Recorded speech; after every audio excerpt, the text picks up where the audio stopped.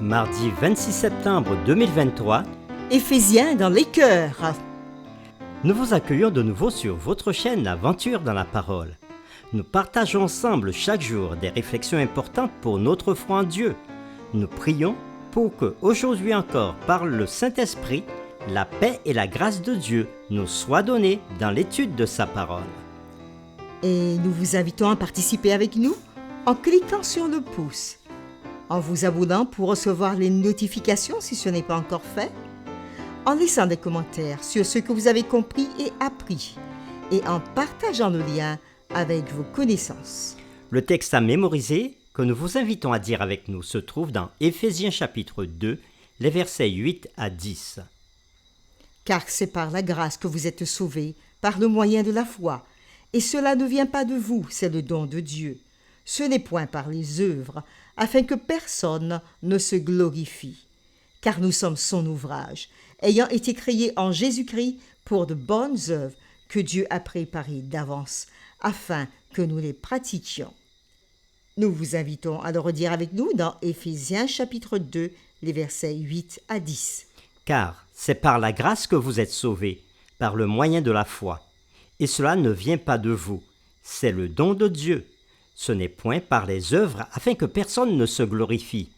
Car nous sommes son ouvrage, ayant été créés en Jésus-Christ pour de bonnes œuvres que Dieu a préparées d'avance, afin que nous les pratiquions.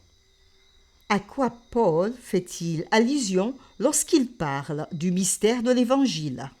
Qui sont les bénéficiaires de la victoire du Christ?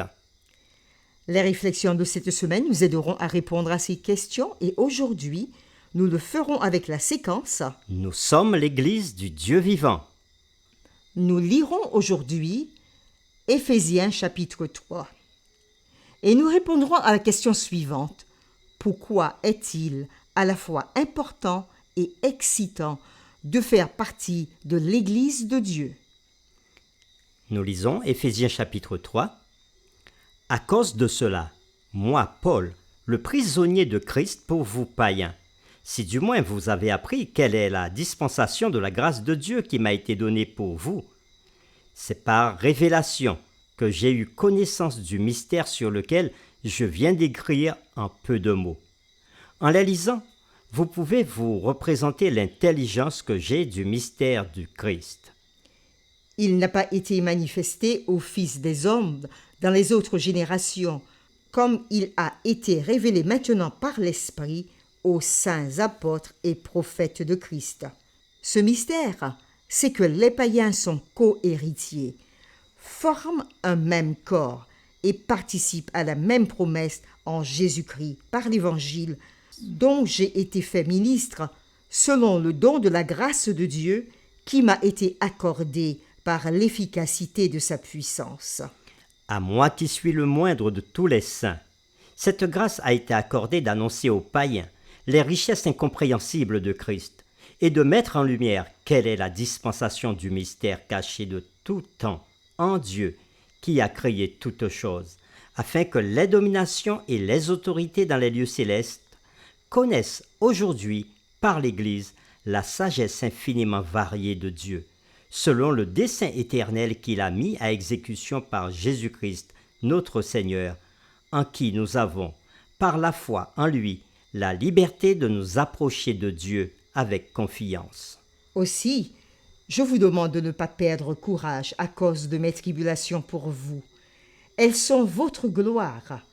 À cause de cela, je fléchis les genoux devant le Père, duquel tire son nom toute famille dans les cieux et sur la terre, afin qu'il vous donne, selon la richesse de sa gloire, d'être puissamment fortifié par son esprit dans l'homme intérieur, en sorte que Christ habite dans vos cœurs par la foi, afin qu'étant enracinés et fondés dans l'amour, vous puissiez comprendre avec tous les saints quelle est la largeur, La longueur la profondeur et la hauteur, et connaître l'amour de Christ qui surpasse toute connaissance.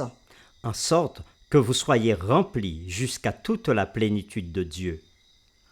Or, à celui qui peut faire par la puissance qui agit en nous, infiniment, au-delà de tout ce que nous demandons ou pensons, À lui soit la gloire dans l'Église et en Jésus-Christ. dans toutes les générations, au siècle des siècles. Amen. Après lecture du chapitre 3 du livre des Éphésiens, répondons maintenant à cette question. Pourquoi est-il à la fois important et excitant de faire partie de l'Église de Dieu? Nous sommes encouragés lorsque nous entendons des membres dire des choses positives sur l'Église, n'est-ce pas? Cependant, les plus enthousiastes d'entre nous ne sont pas à la hauteur du témoignage exubérant de Paul dans Éphésiens chapitre 3 sur l'Église. Paul commence un rapport de ses prières pour les croyants à Éphèse, dans Éphésiens chapitre 3, le verset 1er. Mais il s'interrompt pour discuter de la création de l'Église par Dieu, dans les versets 2 à 13. Puis, il termine son rapport de prière dans Éphésiens 3, les versets 14 à 21. En lisant, nous arrivons à comprendre des choses importantes sur le plan ou le mystère de Dieu. Dans l'éternité, Dieu conçoit le mystère ou le plan de l'Église. Éphésiens chapitre 3, versets 3 à 5, verset 9 et verset 11. Ce plan, longtemps caché, est mis à exécution à travers la vie et la mort de Jésus. Par révélation, Paul apprend le mystère de l'Église et le fait merveilleux que les non-juifs doivent y être des partenaires à part entière. Paul participe à la diffusion de cette bonne nouvelle en tant que prédicateur des richesses incompréhensibles de Christ aux païens, comme il nous le dit au verset 8 et 9.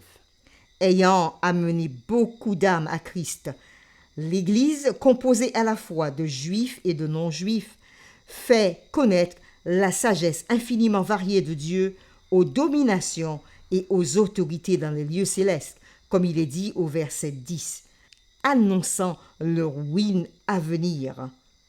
Le plan d'unir toutes choses en Christ est en cours et leur temps est court. Cette compréhension de l'Église motive Paul à prier pour les croyants. Pourquoi ne pas l'imaginer faire la prière sincère d'Éphésiens 3, les versets 14 à 21, à votre sujet?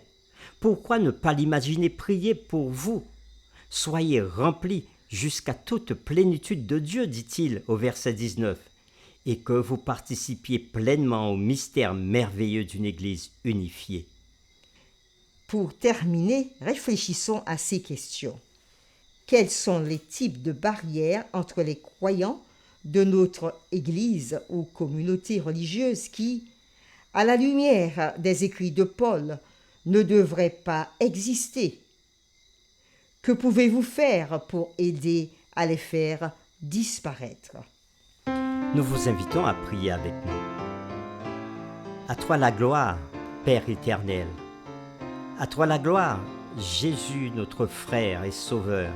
À toi la gloire, Saint-Esprit, notre consolateur. À toi, Dieu trois fois saint, toute notre reconnaissance. Parce que tu nous as permis de comprendre le mystère, oui, le mystère de l'Église, mystère du plan du salut. Parce que tu nous dis, à travers Éphésiens chapitre 3, que tu veux réunir tout en Jésus-Christ, notre Sauveur. Oui, tous ceux qui mettent leur confiance en Jésus, tous ceux qui croient en Jésus, les Juifs comme les non-Juifs, tous de même cœur et unis dans l'Église, forment la famille de Jésus-Christ. Et nous voulons, nous aussi, faire partie de cette famille. Et tu nous dis à travers ce que nous avons étudié aujourd'hui, que c'était un mystère pour ceux qui vivent dans les lieux célestes, mais que ce mystère est révélé à travers l'Église. Et c'est à travers l'Église que cette révélation prend toute sa forme, toute sa force et tout son sens. Aide-nous jour après jour à pouvoir continuer à étudier ta parole pour mieux comprendre le mystère du plan du salut en Jésus. Nous t'avons prié au nom de Jésus. Amen.